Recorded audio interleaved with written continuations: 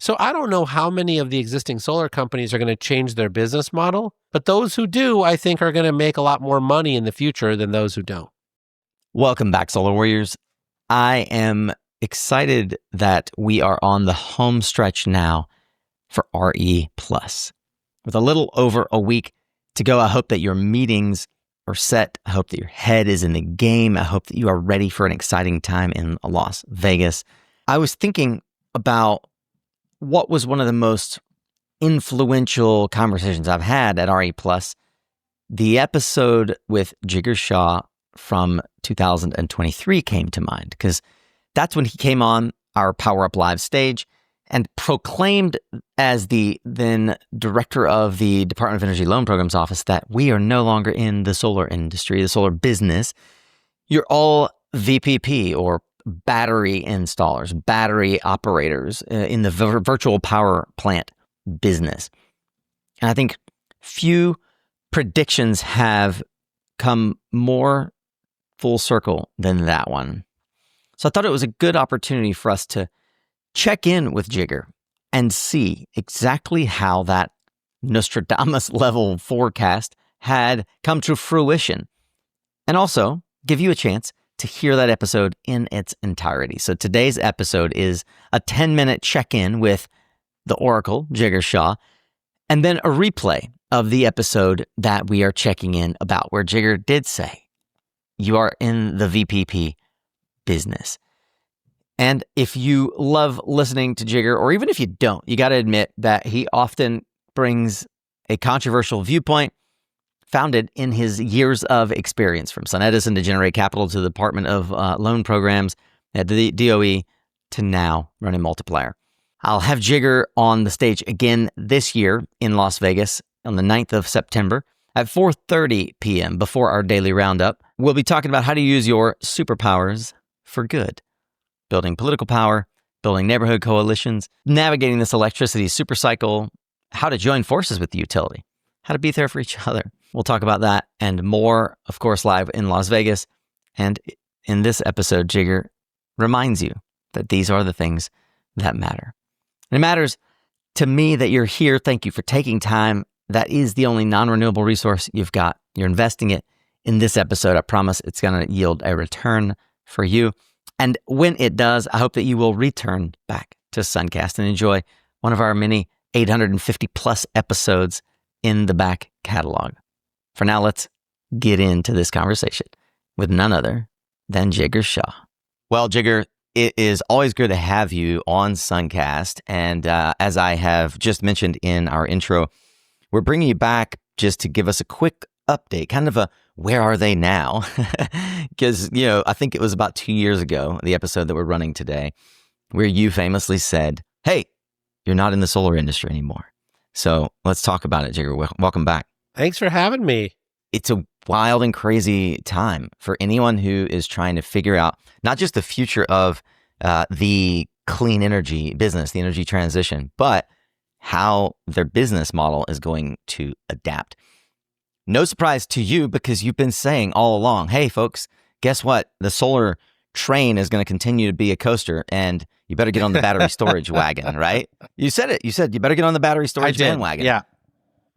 So tell me, what's the single biggest proof from this last year of this very real shift to being in the VPP or in the battery storage and distribution business? Well, look, I mean, there's so many proof points, right? I think that the contract that we talked about at last year's RE Plus between Xcel Minnesota and Spark Fund for their distributed capacity procurement in Minnesota is game changing, right? Like, Xcel is finally admitting that they have not shared the data with the industry in a way that allows them to really be a real solution, right? And now that they are, the batteries can actually solve that problem.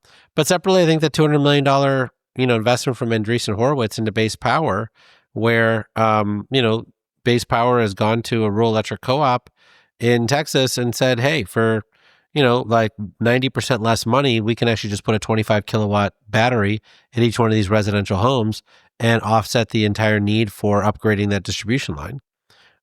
In exchange, the utility needs to be able to control those batteries.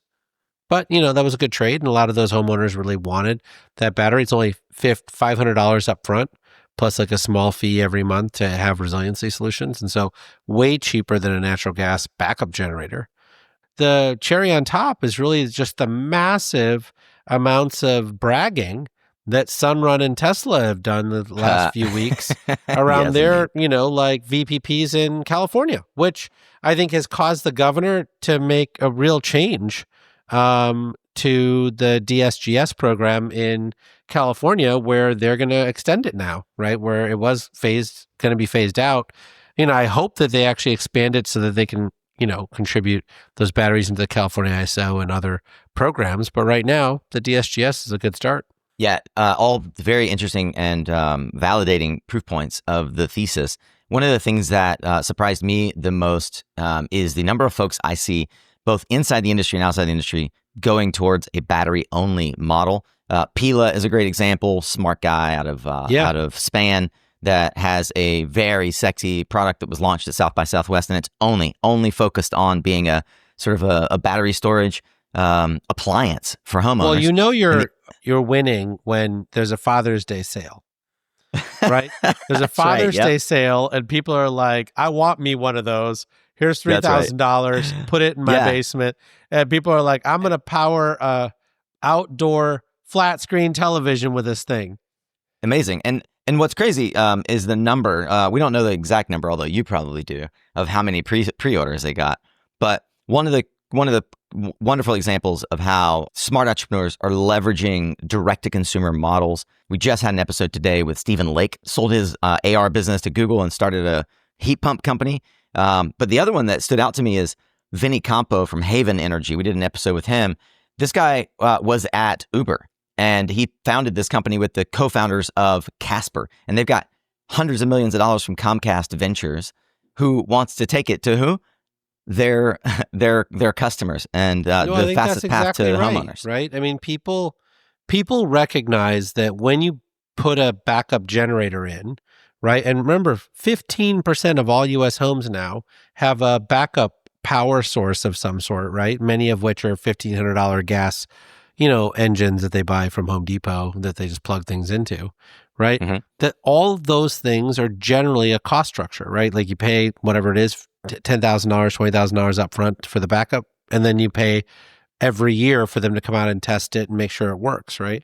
You put in a battery, and then you sign a piece of paper telling the utility that they can dispatch it in times of need for the grid. Now it's a revenue source. Now, is it going to fully pay for itself? Maybe you'll get 100% of your money back. Are you going to get a 20% rate of return on it? Maybe not. But you bought backup power because you want to protect your family. You didn't buy it for a rate of return. But, there's no rate of return on gas or diesel backup unit, but there is a rate of return for a battery unit, right? And so a lot of folks are going that direction. And then what they're finding is refueling that battery using grid power is often expensive. So they're saying, well, why don't I just throw a couple solar panels on the roof to refuel the battery, right? So now it's a storage plus solar project, not a solar plus storage project. The business is inverted. That's right. And as listeners are going to hear the episode that we're rerunning with you today, it says exactly that. And it says that the utilities are in pain. They're not looking for vitamins. I'm curious, when you speak to utility folks, I mean, you now have former FERC Chairman Chatterjee on your new podcast. Like, what are the conversations you hear at the utility level around this area of sort of the inevitability of batteries and how solar is in or out of favor at the moment? Well, look, Neil Chatterjee was a visionary when he passed FERC Order 2222, and he basically demanded that all of the independent system operators around the country start to integrate batteries because they're 90% cheaper than natural gas peaker plants, right? And so he said, let's make this happen, right? And what you're finding with the utility companies is they're saying, look, the problem that we're having is we're not getting a lot of the pure play solar players who actually want to solve our problems. I'll give you an example. I talked to a solar installer yesterday who has, a proprietary software mechanism that allows them to control people's batteries remotely, right? If you can do that. And he said, look, Jigar, I can aggregate up, whatever, 60 megawatts worth of batteries next week and offer them to utilities. Who's going to pay me for it? And I said, well, that's not the question. The question is, what if those batteries are on the wrong circuits? Right? So if the utilities need help on this circuit and not that circuit, are you going to like go sell storage for the circuits they need help on? He's like, no, I'm not going to do anything. I'm just going to like offer them batteries that I control. And if they're on the right circuits, great. If they're not on the right circuits, well, tough luck. Like that's a problem, right? And so as a result, you have purpose-built companies like Base Power and Spark Fund and others who are now going to the utility saying, we are going to solve your problem. You tell us which circuits we need to help you on, and we are going to purposely help you on those circuits, right? So I don't know how many of the existing solar companies are going to change their business model, but those who do, I think, are going to make a lot more money in the future than those who don't. Very, very interesting point. And not unlike, we saw this in Hawaii, right? Where they basically, the utility said, nope, not on that circuit. You can't build out there. But all these solar companies, we're speaking mostly in the residential sector, have built their business model around lowering the LTV to CAC ratio and having sort of this passive inbound lead mechanism that is indiscriminate, right? It's not choosing necessary territories or neighborhoods or regions. So it's a very, yet again, a very interesting prediction. We'll see where that comes when it comes across the finish line. Jigar, I want folks to come and listen to your session here in Las Vegas.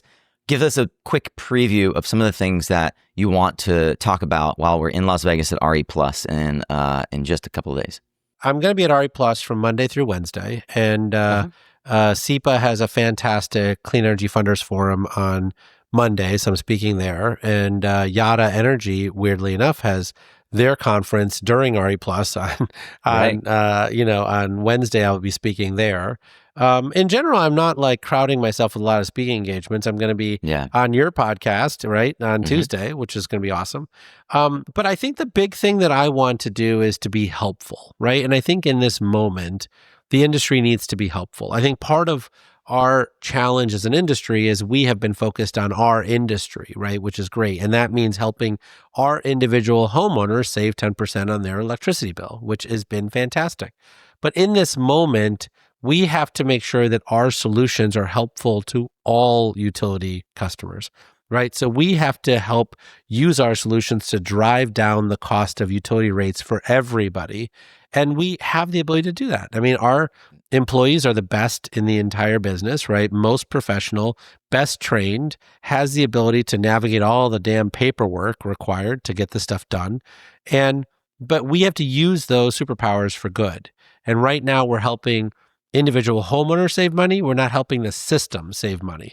And I think a lot of what we're going to move to is helping the system save money. So tune in now as you get to hear the entire episode that we recorded with Jigar, and you'll see just why many in the industry call Jigar the Oracle. Time and time again, he does have these visions for what the future is going to be, like going all the way back to his son Edison days, someone who has routinely been able to speak the future into being. Enjoy this replay episode with Jigar Shah. I'm going to pull a little from the liners that were written for your Master Speaker series because I think it was really well said and well placed about the conversation that we want to have today.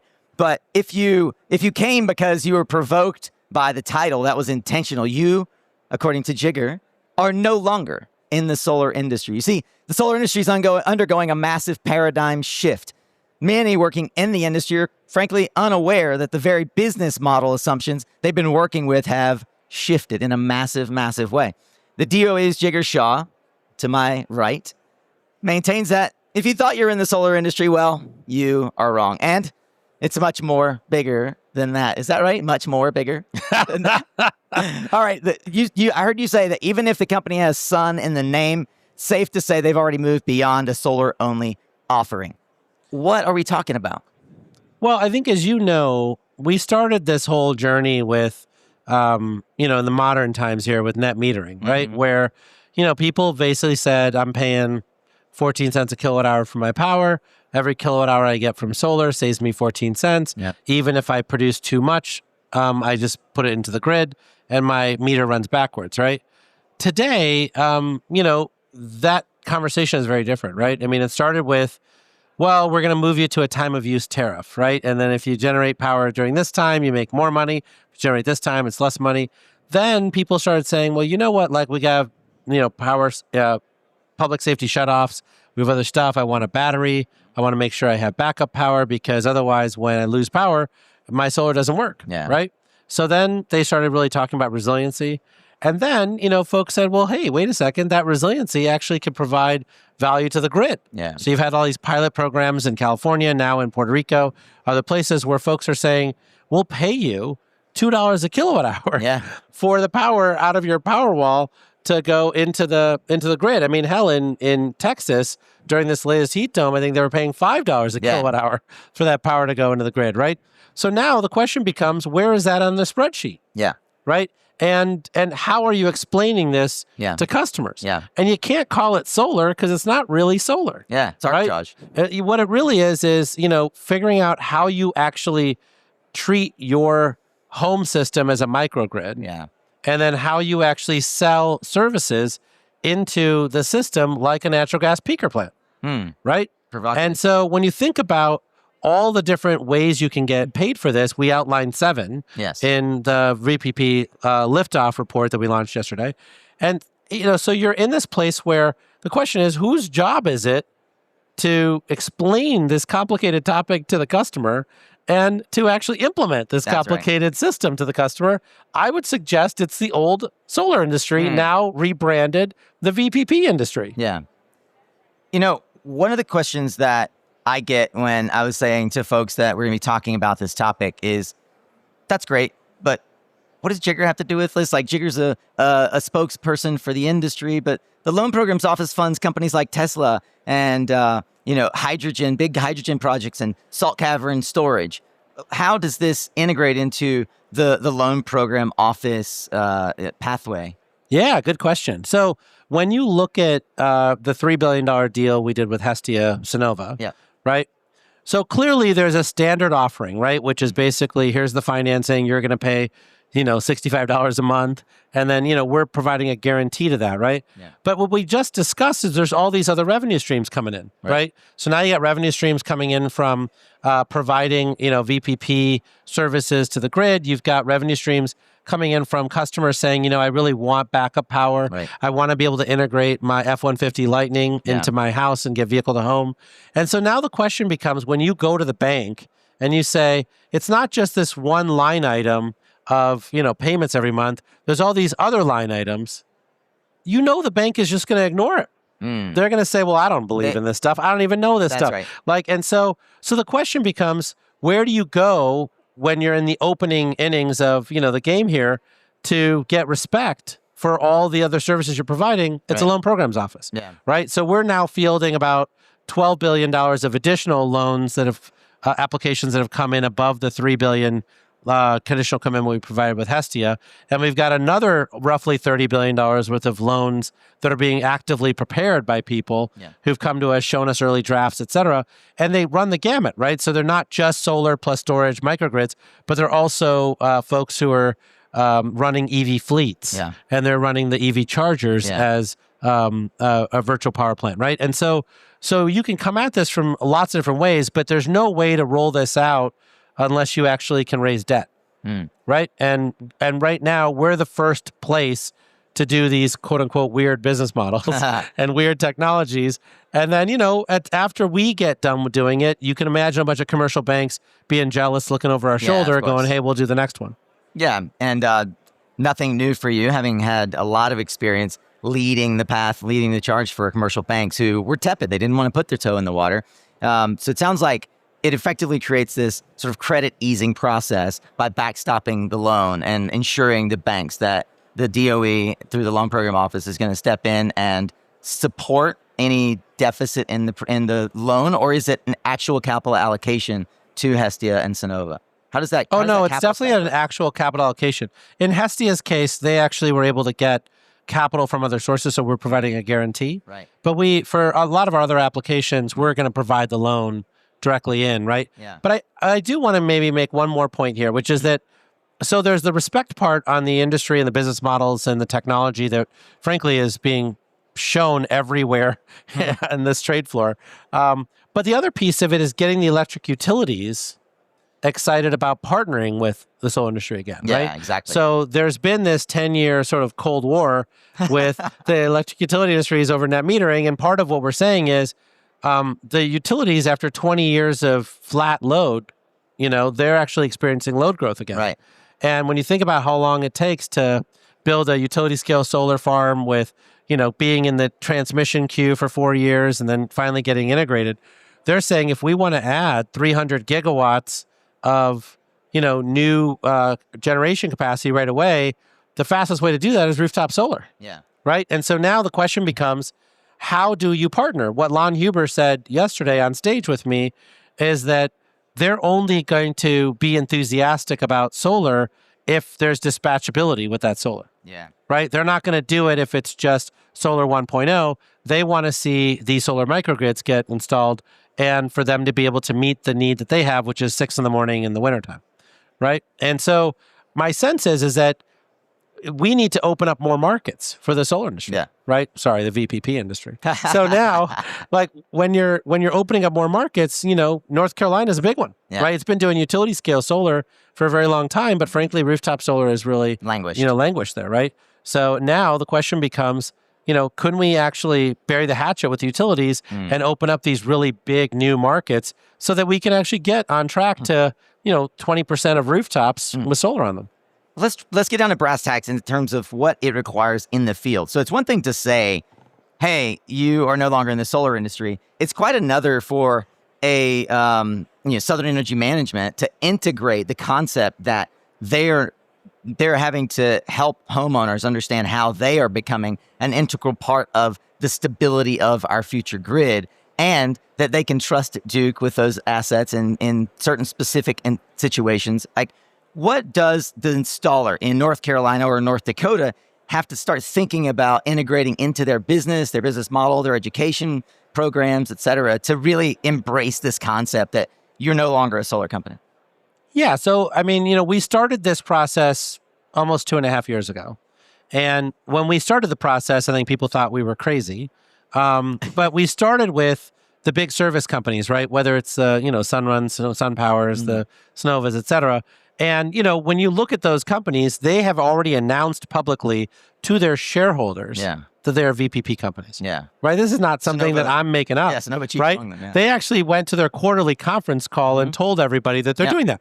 Now, Sunrun has decided to do that by partnering with Lunar Energy. SunPower has a partnership with GM Energy to help service the GM Silverado deployment. You've got, Sunnova with their partnerships, Good Leap. Others are all doing that stuff. So the first thing was to figure out hey, is this something that you think is actually good for your business that's going to actually, resonate with your investors, your shareholders, all that stuff, right?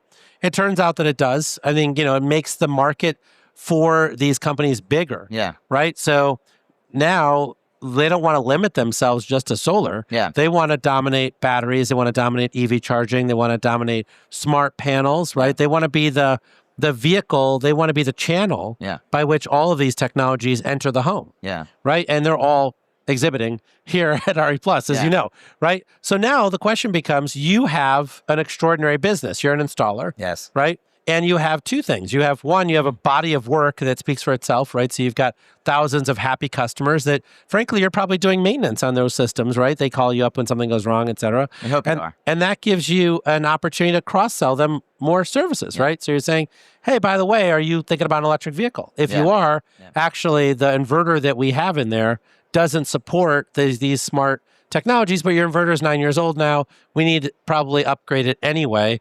When you upgrade it, you should upgrade it to this inverter, and that actually allows you to control your EV charger, control all these other pieces, and do all these things together, right? And so these are the last mile conversations that are being had, and they're being led by those installers. The only way for them to do that is to come to RE Plus and actually go to one of these technical sessions and get trained on how to do that, right? And so this is not simple stuff, right? Yeah. But if you get that training, now you can actually cross-sell your existing customers. Yeah.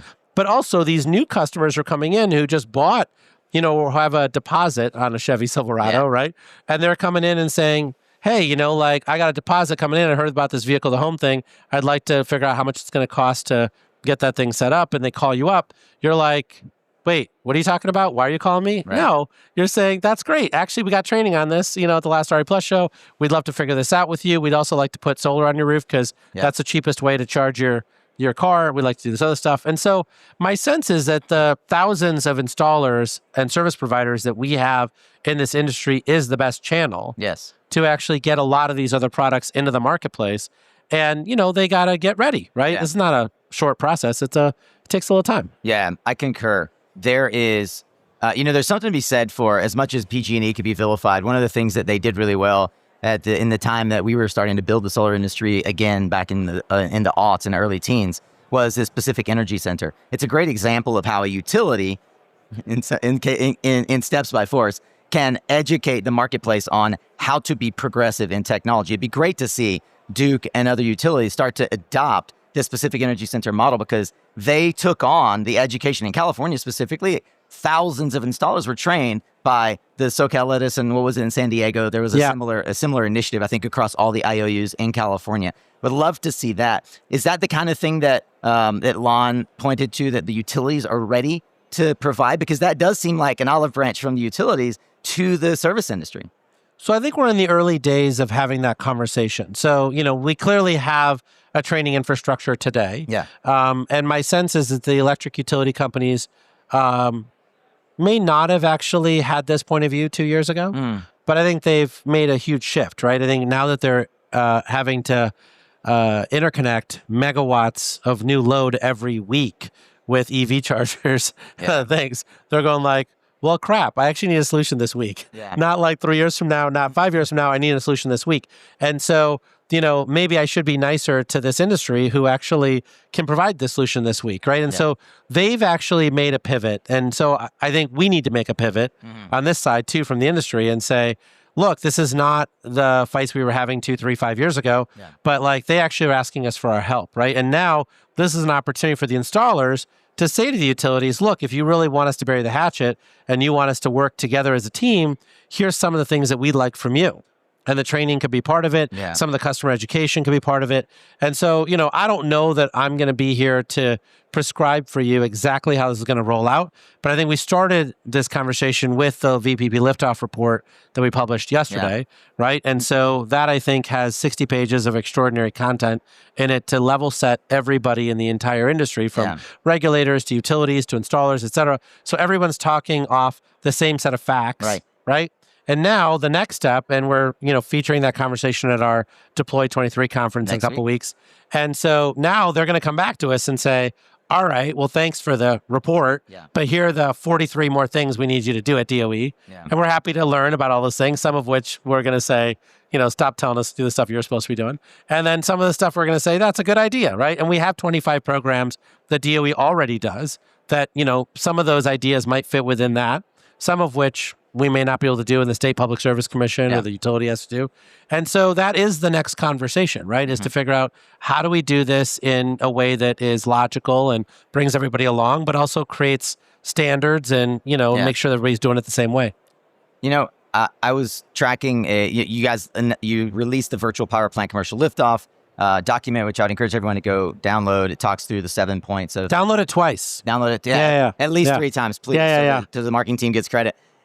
But you had an incredible, I can't find a better phrase for this, but tweet storm, even though it's X, like there's not an X storm, I don't think yet. So if you're not following Jigar on formerly Twitter, then you should be. But you had this incredible thread, and I'm going to read something from it that was a question that I had in the back of my mind. It's like you were reading my mind.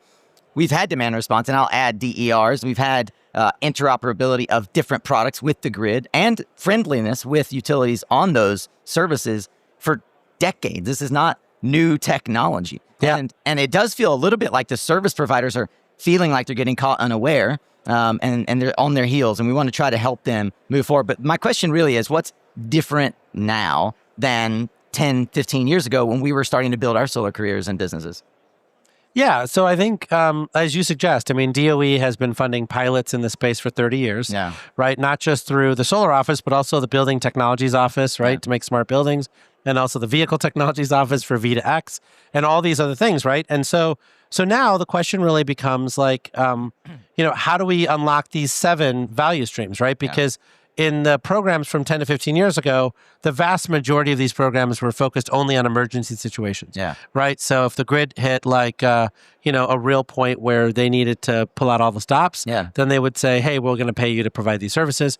If there was a public safety shutoff, if there was one of these other things, then they would say, great, we're going to count on you to help us get through this trying time. What we're saying now, though, is that these services are so robust, and we're putting in cybersecurity and all these other pieces into all this, that you can dispatch them every day. Right. You don't need to dispatch that natural gas peaker plant that's in the middle of a residential neighborhood, but instead you can actually dispatch people's batteries and pay them what you were going to pay the natural gas peaker plant. Because those peaker plants are only running less than 9% of the year, their average cost per megawatt hour is over $300 a megawatt hour. Yeah. Right? Because you pay them a capacity payment to keep them operational, and then you pay them a small kilowatt hour payment when they operate, right? But overall, they'll run so few hours, you pay them a lot of money. Right. I was like, why don't you pay this household that money to provide that service? Yeah. They have all this equipment in there. And, if they're not using it that day, and you don't actually have to drain their battery to do it, you can drain their battery 10% to do it, as long as a lot of people. Aggregate. Yeah. Exactly. As long as a lot of people participate. Yeah. And so the question really becomes in a time when energy burdens are going up for consumers, right? This is a place where you can easily take money that you're putting into, assets that frankly are, polluting the environment, are costly, right? And have justice issues. And you can shift that money to homeowners who actually want to participate in helping their neighbor. Yeah. Right. And so you should pay them to help their neighbor to provide these same services. And they'll be able to help their neighbor even more as vehicles, come online, electric vehicles, right? Because, when you think about a Tesla Powerwall or some of the other batteries, these are 10, 12, 15 kilowatt hours, right? I mean, your F-150 Lightning is 125 kilowatt hours. Yeah. That's a large battery. You can run that house for a week. You dropped in there a token word, and it's a key word that has not found its way into the dialogue before, let's call it 18 months ago, and that's justice. As we sought, 15, I wouldn't 20, use the word token. That seems like the wrong word to use for justice, my friend. That's fair. It's fair. I was trying to think of the right word, but the word justice wasn't something that we were integrating into our sales process or our loan establishment process 15, 20 years ago when we were trying to just get homeowners to adopt That's solar. right. And it was their common refrain was solar is for the rich, storage is for the rich. So one of the key milestones that I see in the LPO backing of the Hestia deal with Sunnova is improving their ability to allow more homeowners to participate in what effectively is transactive energy. It is the ability to be engaged in this process at a neighborhood level, not without the disparate nature that it has been before. Can you talk a bit, as a final note, about the intention behind the financing to these kinds of deals and what we want to see at the neighborhood level? Yeah. Let's not be introducing transactive energy. That feels scary. This is all VPPs, my friend. I think when you think about where this industry has gone, right? So it started obviously with people who had cash in their checking account and was just paying cash for solar projects. We are now at a point where I think when you look at the data coming out of the national laboratories, where they process every quarter the average incomes from the folks in this solar industry that are going solar, that number is down to $60,000, $70,000 household incomes, right? So it's far more affordable and far more broad reaching today than it was 5-10 years ago. But I think that part of what we say in the VPP liftoff report is that we now have to be intentional. Yeah. Right? There are certain neighborhoods that the solar industry, frankly, has not been advertising in. That's right. So now the VPP industry's got to make up for that mess. I think when you think about the services that many of these communities need, they need resiliency, they need reliability, they need all these services that we're talking about.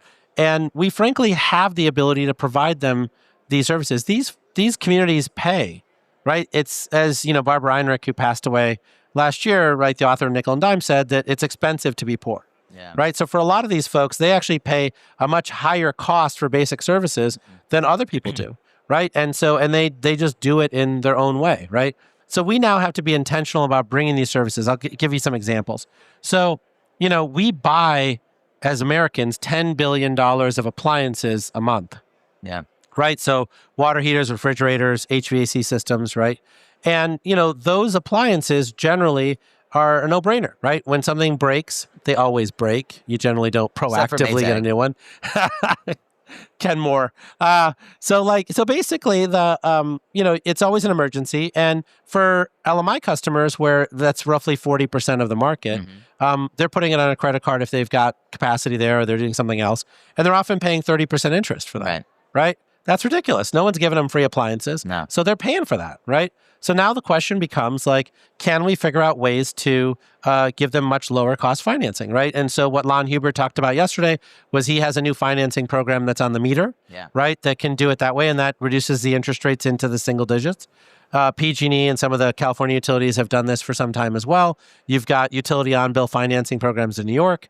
You've got a lot of these places where they've had, frankly, this latent ability to do this, but haven't actually leaned into doing it.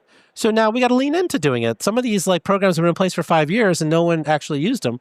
We got to figure out how to make sure that we use them.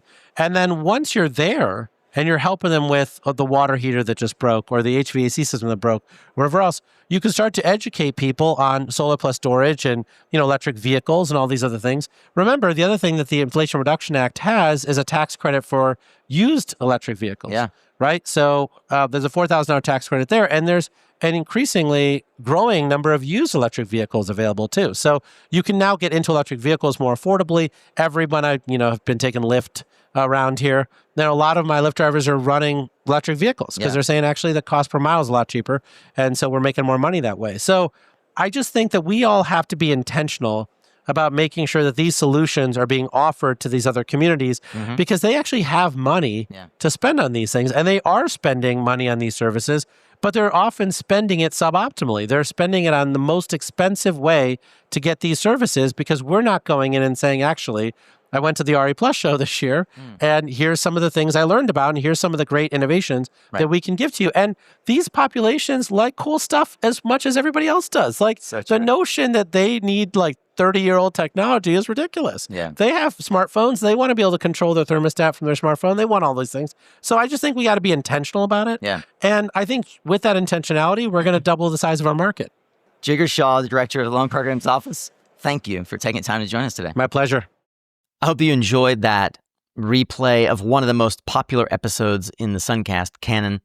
And I hope that you will come see us live at the Power Up Live stage. It's F100 over in Caesars Forum. It's in the lobby of the Caesars Forum over by the monorail and the registration table. You have to walk across the Sky Bridge from Venetian if you're coming over from Venetian. We'll be there at 4:30 p.m. with Jigar, and we'll be there all day long. You can check out all the conversation at suncast.live. You can see where the stage is located at suncast.media/stage. And I hope we'll see you there. Remember, Jigar will be talking about how to use your superpowers for good, and we'll be live broadcasting throughout the event. If you can't make it in person, you can check that out at suncast.live. I want to take one quick moment and thank our sponsors who help make sure that this show remains free. They pay the bills, so all you have to pay is attention.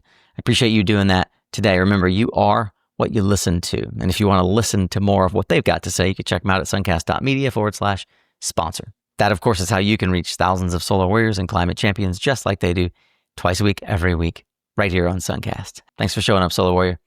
It's half the battle.